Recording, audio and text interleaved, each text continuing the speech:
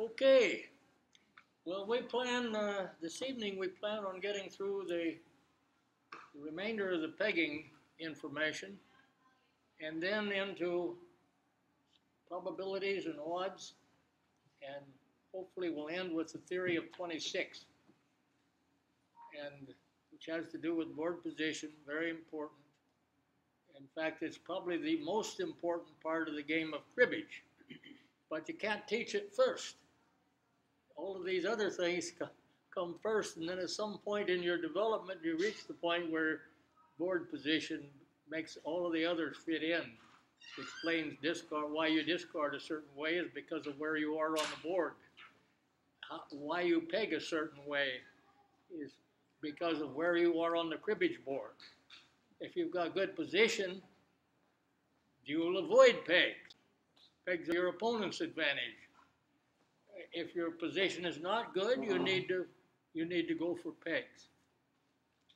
I want to review a couple of things, maybe more, but in this chapter 5, that you didn't have the paperwork last week. And the first one is a paper called, it's numbered 5-1, and it covers little turkey plays.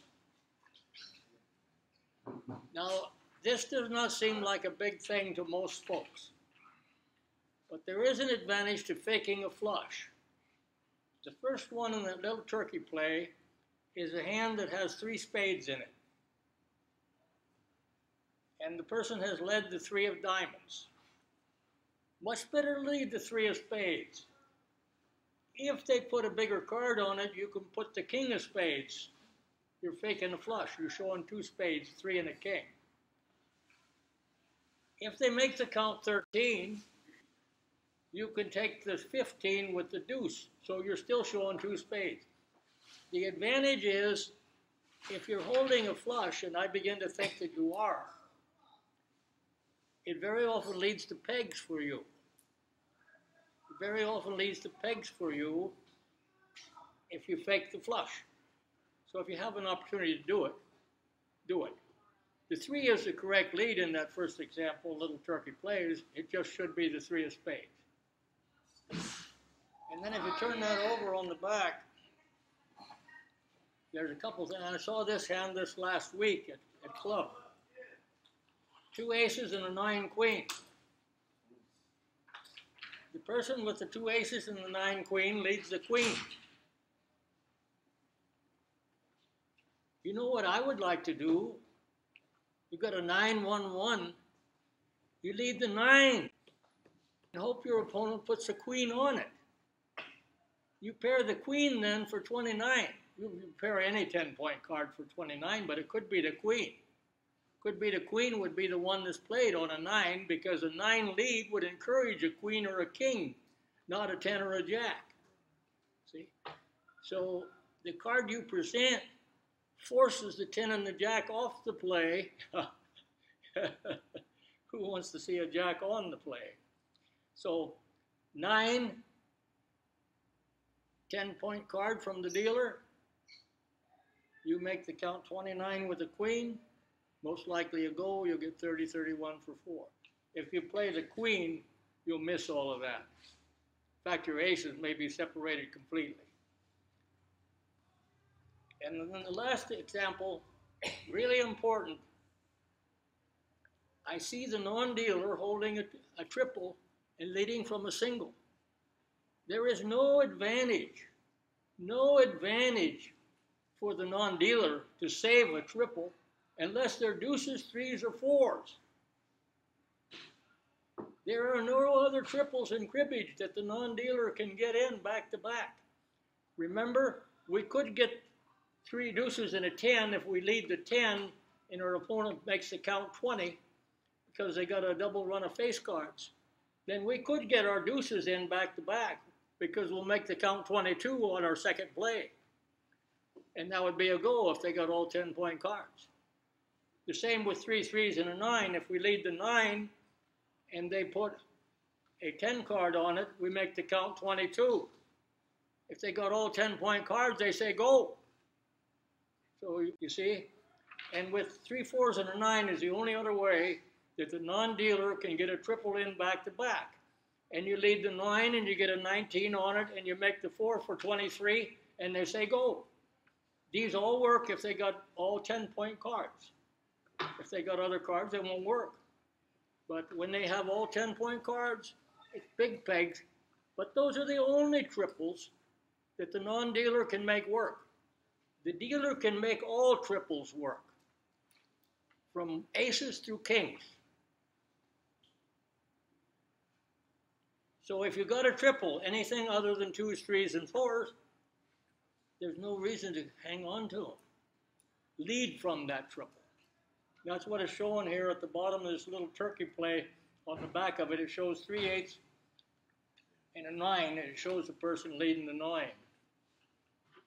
No way you can get the 8s in, so lead from the triple. And lead from the triple anytime it's not 2s, 3s, or 4s with a 10 or a 9, 9. On big turkey plays, there's a couple of points here. If you see the second one down there, there's a nice little double rung. We hold it quite often, 2, 3, 3, 4. Even though you've heard that the 4 is a good lead in cribbage, from this hand it's not. And if you read on the side there, you'll see by leading the 3, you see all of the cards that benefit by your leading the 3. And you see if you play the 4, what cards would benefit you in the pegging. It's a lot longer list if you lead the 3, plus you got the third 3 if it's paired. And if they pair the 4, where do you go now? Okay. So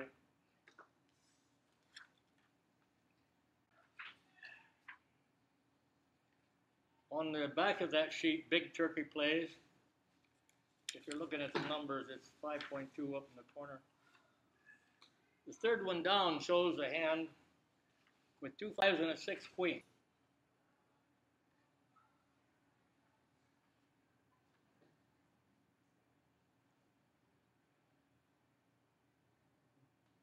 Can you see what the advantage is there to making the count 15 rather than pairing the queen?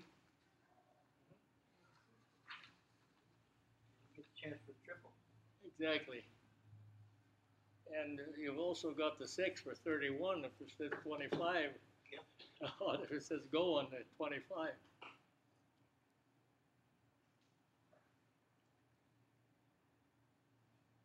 The last one is, I know this little deuce can be kind of dangerous in the pegging, but the hand cries out for you to lead the 4 for 2 reasons. The first reason is pretty obvious. If I pair your 4 on the lead, you got the 7 to stay even with me. But the other thing the 4 does, it encourages a 9 response. A 9 is the most common card played on a 4 lead. I've got the deuce. So I cover both possibilities. If my 4 gets paired, I got the 7 to stay even on the pegs. And if my opponent has the option of playing any card that he can on a 4 lead, it will be the 9. And I've got the deuce to make 15. So you've got it covered 2 ways there. The 5 trap we've gone through pretty heavily. The magic 11s we've covered pretty heavily. Sleeper cards, enticing to play, the jack or the rattle trap, pretty extensive coverage on those.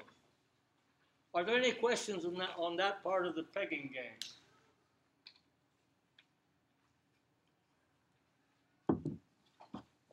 Now, we're ready to move into end of game pegging. Should have a number. No, not yet. Not yet. We've got a little.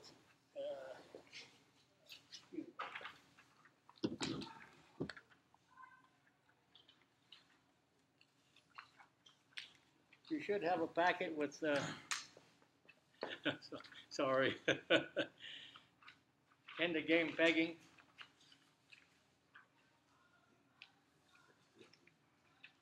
Now, if you're looking Looks like this. I think it's 5.3 in the upper right corner. Looks like this. Big letters across the top, end of game pegging. Okay. If you don't know anything else about pegging, end of game pegging, hey Jim, have this one. Okay. I didn't think I had a copy and I picked that one up, so that makes it okay. Now, by the way, this works other places on the board too. If you need pegs, there's a way, and you don't have to be a genius to remember this, but there's a way to recall what kinds of cards to keep for pegging. And this shows 1 through 5 have high pegging value. 6, 7, 8, 9 have moderate pegging value. Jack has low pegging value. Low because it might be the one 10-point card your opponent would keep. And the 10, Queen, King have no pegging value. So start for looking at the cards with no pegging value and then keep the ones from there down. If you can keep the cards on the lower end of the spectrum, 5 and below, you'll pick up a lot of pegs. Now, when you're holding middle cards, you want to cover all 4 middle cards, usually. If you need pegs, wouldn't you like to cover all 4 middle cards? If you hold a pair of 7s, what have you covered? 7 or an 8. If you hold a 7 and an 8, what have you covered? 6, 7, 8, 9. Yeah, 7 and 8. So if you hold a 6 and a 9, what have you covered? 6 and a 9. So what's wrong with holding a 6 and an 8, or a 7 and a 9, or a 6 and a 7, and an 8 and a 9? You see, all of them have got all the middle cards covered. Doesn't matter what they present. If you've got an 8 and a 9, you've got 2 pegs on any middle card. If you've got a 6 and a 7, you've got 2 pegs on any middle card. You follow that? Whereas if you've got 2, like a 7-8, or a 7-7, or a 6-9, you're missing half the middle cards. So if you're just needing a few pegs, keep the middle cards that will cover them all. Cover all the middle cards. Now, if you do nothing more than this, if you didn't learn anything else in the pegging that we presented, the material we presented, this in itself will help you quite immensely. One of the games I won this past week, I dealt myself 3, 4, 6, 7, 10, Queen. Years ago, I would have told you, if you got 2 small cards, two big cards, 2 middle cards, to put the middle cards in your crib. I don't do that anymore. I've learned the value of pegging. 6, 7, 3, 4 has a whole bunch of the small cards covered and a whole bunch of the middle cards covered. And what happens if I cut a 5? 2 10-pointers for the crib. I got an 8-point hand out of that garbage. Now I start with 0. I got a hand of 0 and I got a 10 Queen in my crib for 0. I get 19 points out of that hand. 2 pegs and 7 and 9.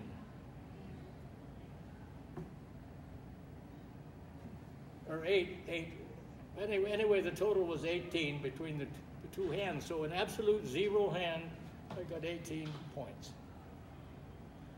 But the pegging value often exceeds the scoring potential. Like, for instance, if you think, what's the difference between a 6-7 to my crib, 2 middle cards, and a 10 Queen to my crib? There's probably a 1.5 point difference favoring the 6-7. But the truth is that as a dealer with a 6-7, 3-4, I probably gained 3 points on pegging. So I more than eclipse the 1.5 points than it would have had in the crib by the additional pegging strength. So look at it from that standpoint. Sometimes if you're holding 0, the best thing you can do is not worry about the crib and keep the cards that have pegging value, and this chart will tell you which ones have pegging value. When I saw the 10 queen, they were gone, even though it was my crib. If it had been my opponents, they'd been the same too.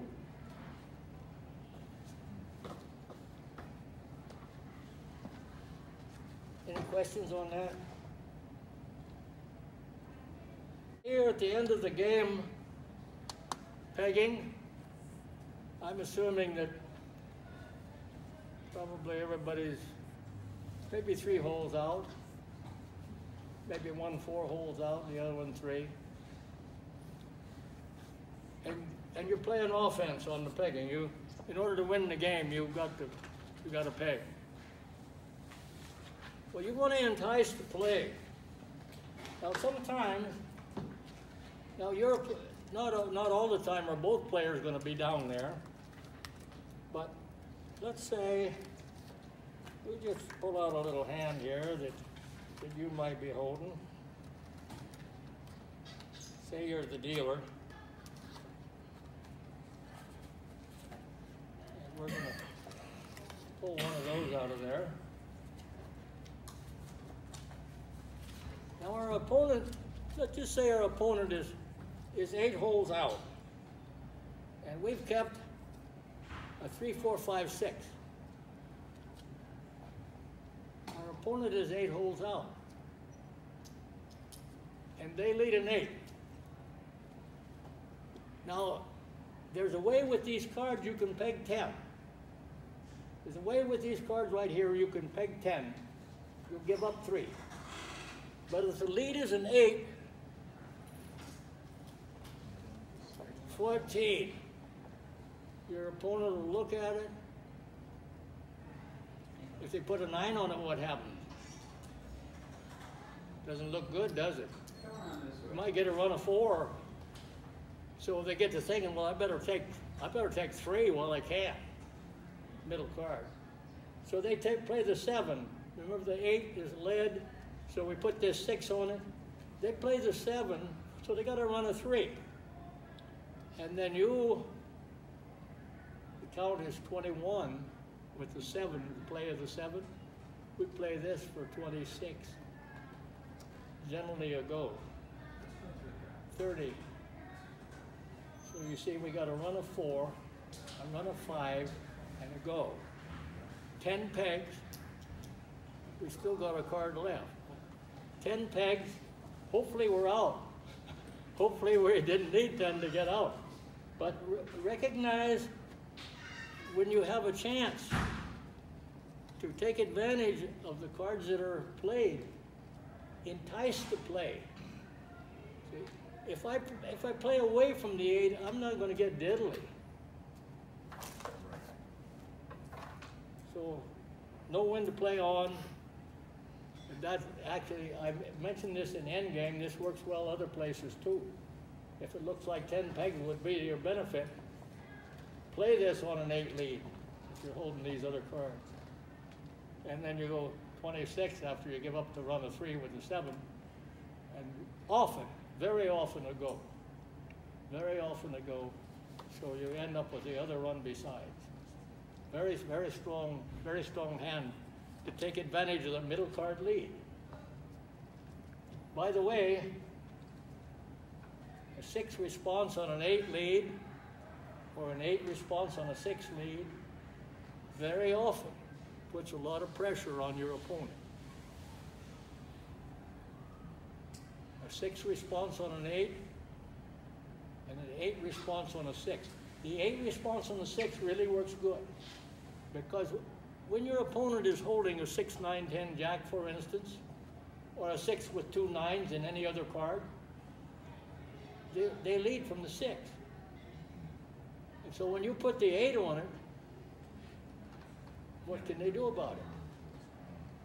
Squirm a lot, and you generally end up getting a run with the 7, because you had the 8, probably got the 7 also. Anyway, if we're in the end game situation and we're looking at pegging offensively, in other words, I think I can win by pegging out. It looks as though I need to. If your opponent is 9 holes out, then I wouldn't break my back to try to peg out. But if your opponent is 5 holes out, you probably better go for it. So there's kind of a place you need to draw the line there in the end game as to where it's probably hopeless. And you just, the only possibility you have to win is to peg.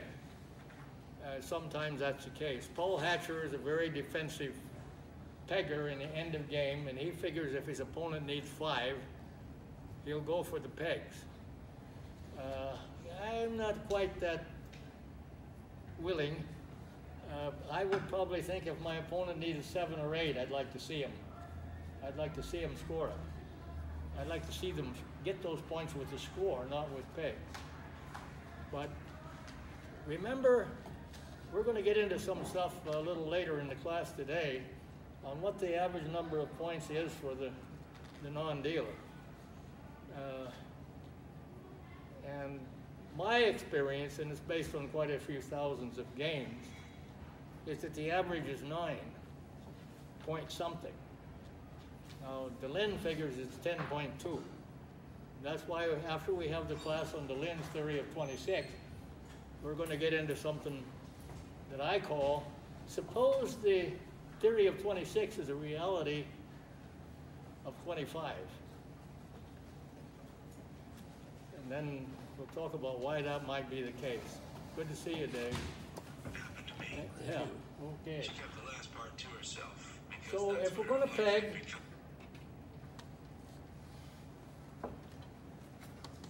peg, in end of game, if we have the lead, we want to catch your opponent off guard. So if we had a 2, 3, 4, and an 8, we would lead the 8. The 8 is a sleeper card, and it keeps our 3-card sequence intact. So that's in the case of a non-dealer, you see. If the non-dealer was happy with what they had, then they would lead a 3. 2, 3, 4, 8, they would lead a 3. But if the non-dealer, let's say the dealer is setting 3 holes out or 2 holes out, and the non-dealer is 5 holes out, very good chance the dealer is going to peg out if I let him.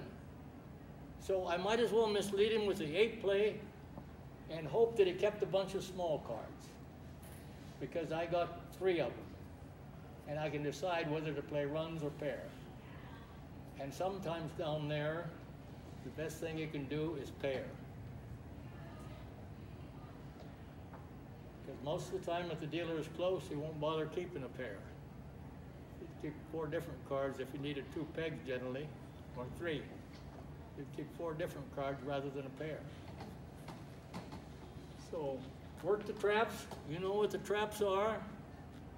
Yeah, they don't work as well in the end game because your opponent it's not predictable. When you look, there's no need to study the cards a whole lot in the end game. You really need a lot of luck. But if you apply these principles, they will work. They won't work all of the time, as any principle in cribbage won't work all of the time.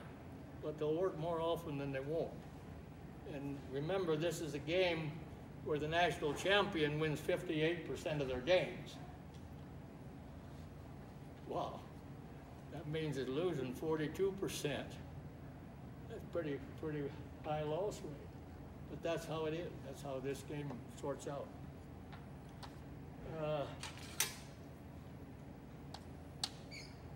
If you're in the end game situation where you need to peg 2 or 3 and you haven't been able to get them earlier, then keep 2 cards of sequence, or keep 2 cards that total a pair, or 2 cards that total 15. So dealer has a big advantage of laying 2 cards down. Sometimes, very often, the dealer has 2 cards to lay on the table. Well, if you can score 3 when you lay them down, the game is over if you're 3 points out, even though you missed pegs earlier. Now if you need 6 pegs to win, that's the only way you can win the game, you figure. Your opponent is counting first and they need 4. And you're 6 out. If you need 6 to win, hold a small pair and get the count over 21. You've got to get the count over 21 and have a small pair. The other option is to work long runs. You might have a 2, 4, 6, and a 7. I mean, it doesn't look like much, but you've got a string of cards there that could work into a long run. Look for the opportunity to make that work.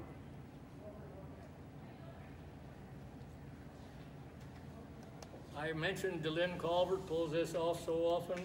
The last play in the game is a 15 for 5. This 4, 5, 6 combo is really potent. So if you have a chance to hold a 4, 6, pick up the 5, or a 4, 5, pick up the 6, or a 5, 6, pick up the 4. That's 5. And the last card. Is that 6? 5 plus 1. It was your strategy. It works quite a bit. Works quite a bit. If you need 10 or more, I already showed you one of them. The 3, 4, 5, 6, and the lead was an 8. We put the 6 on it. We got a run of 4, a run of 5, and a go is 10 pegs.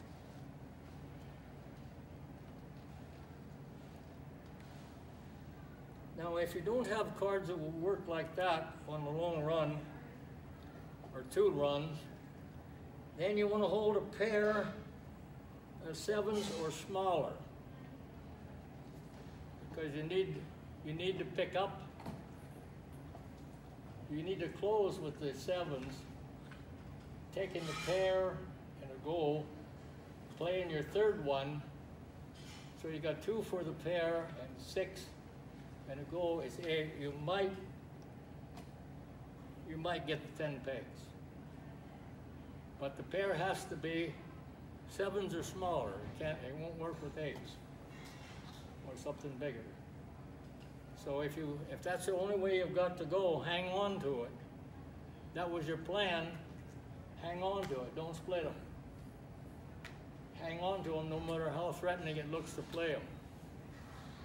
That's the only way you can win the game. You need 9 or 10 pegs. If you don't have any other way of calculating your pegging success, count the cards that will score. Holding deuce 5, 5, 6, and a 4 is led.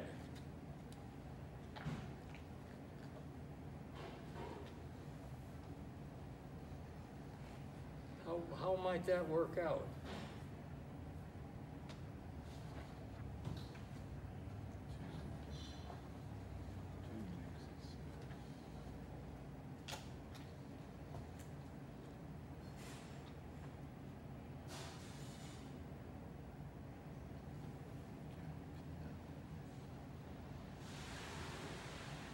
Four is led, see? You put the deuce on it, and if they take the 3, you got the 5. You also got a 6, so it might work out that you get 2 runs. So don't give up. If you have a strategy, don't give up on it. Stick with it. Stay after it.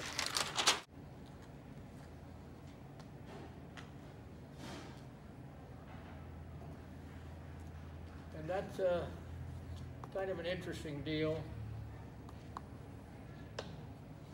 You're holding an ace, ace, 5, 9, and the opponent leads a 3. Play the ace. See, the count will remain under 15, so you'll get a second chance to score if you play the ace. If they make the count 14, you got the ace for 15. If they put a deuce, you got the 9 for 15. So by playing the count lower, you actually increase your chance to score.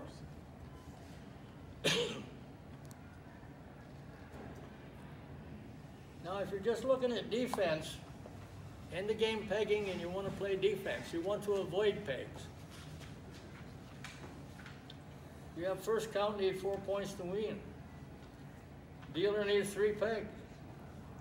Your hand, really important. 1, 4, 4, 6, 7, king. Remember, I need 4 to get out. 4, 4, 7, king. Get rid of that lone ace. Get rid of the 6 because it's adjacent with 1 gap on the 4s. So hold the 4 points, enough to win. You've got the king for an escape. 4, 4, 7, king. Lead the 4. King is your escape card. By throwing away the 6, you break up the possibility that you'll get a run. By leading the 4, if they pair it, the game's over. You need 4 to win. The third 4 is 6 pegs. It's over. So, and the principle here is very important. You don't have to keep just exactly the number of points that are necessary to win. But most of the time it's smart, especially if you can keep a variety of cards, a wide range of cards. There's no need to keep a dozen if you only need 4. Now you might be after the 24 pot in the club and you decide to keep 4, 4, 5, 6.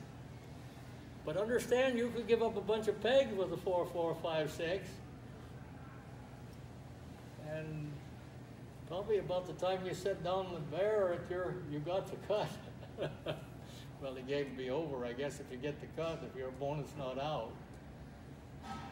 Anyway, it's a good thing to keep what you need to win, but not a whole lot more on principle. And of course, leading a card smaller than 5, good idea. Leading a card under 5 so they don't score a 15 on the first thing, that's good defense. Don't play hunches.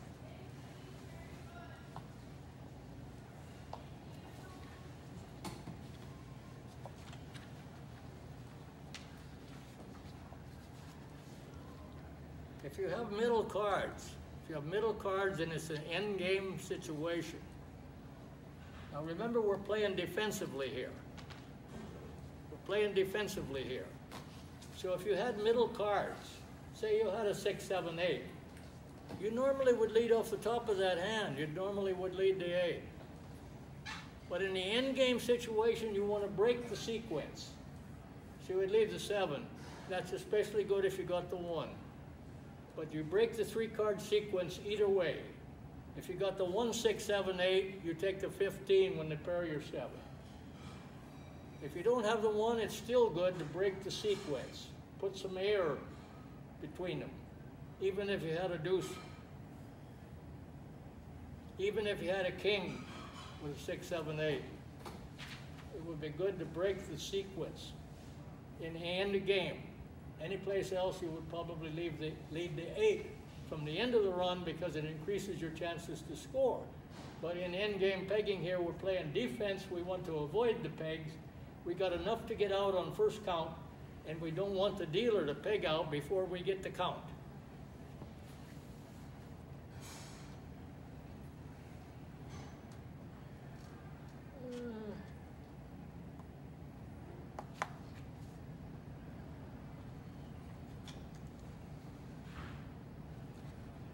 Now it's important, whether dealing or non-dealer in endgame pegging, to keep enough to get out. You might be the dealer and decide to play a 0 hand. You need 2. It's probably better to keep 2. Depends how close your opponent is to going out. But as a rule, you want to keep enough to count out. You don't know if you're going to have anything in the crib if you're dealing. You might, but you don't know that. There's a lot of ways to have zero. So look at the board. Generally, you should hold enough to get out. As non-dealer, it's critical. You might take a chance if you're a couple holes out as dealer, figuring you're going to make it one way or the other. But as non-dealer, and if you've got a chance to hold 6 instead of 4, and you need 6 to win, you better hold 6. Hold enough to win first count.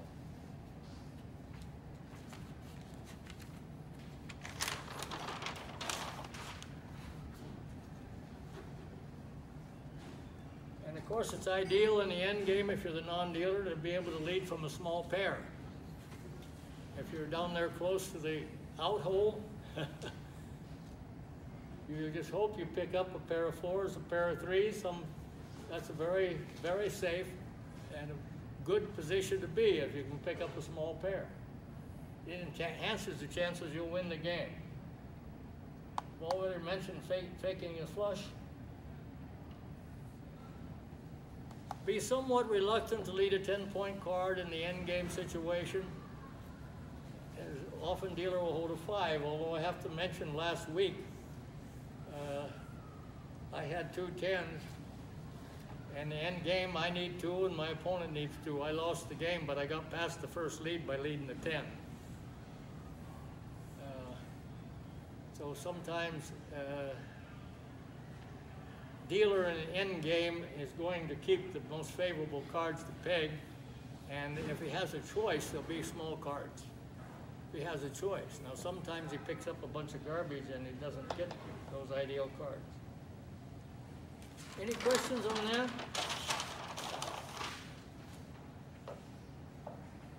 We've been through this.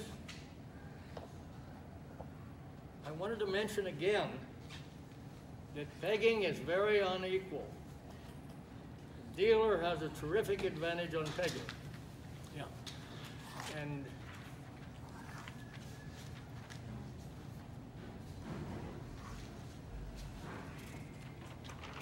I think it's time for a break. Let's take a 8 or 10 minutes and we'll get going here again. Thank you.